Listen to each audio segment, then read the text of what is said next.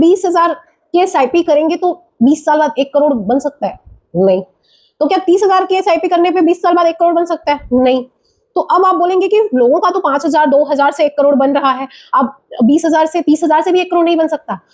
तो यही फर्क है सोशल मीडिया के SIP में और रियल लाइफ के SIP में, क्योंकि सोशल मीडिया पे SIP सीधा 20 साल कंपाउंड होके 1 करोड़ बना देती है, बट रियल लाइफ में SIP ऐसे काम नहीं करती, क्योंकि बहुत सारी चीजें होती हैं, घर लेना होता है, चाइल्ड एजुकेशन होता है, लोगों की शादी आ जाती है बीच में, बहुत सारी चीजें आती है जिससे सबसे पहले SIP ही टूटती है। और अगर हमने एक बार SIP तोड़ा तो हमारा जो पर्पस है कि 20,000 अगर हम SIP कर रहे हैं वो 1 करोड़ बन जाएगा, तो वो ब्रेक हो जाता है वहीं।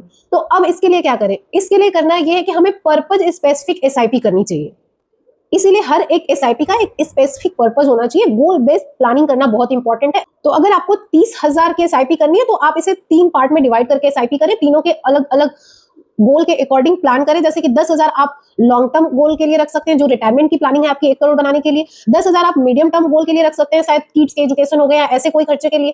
10,000 आप शॉर्ट टर्म गोल, जैसे कि आपको होम लेना हो सकता है, कार लेनी हो सकती है, या फिर ऐसा कोई भी खर्चा हो जो शॉर्ट टर्म में, उसके लिए करें। अब ऐसे कि आपको इन सारे तीनों SIP के गोल अलग हैं और तीनों का टाइमिंग भी अलग रहेगा, तो आपका गोल भी अचीव हो जाएगा और आपको जो 1 करोड़ रुपए अचीव करने हैं रिटायरमेंट के लिए वो भी हो जाएगा। तो सबसे जरूरी है कि हमें पर्पस बेस्ड SIP पे फोकस करना चाहिए, ताकि SIP बीच में ब्रेक ना हो और उसका जो भी आपका गोल हो वो अचीव हो जाए।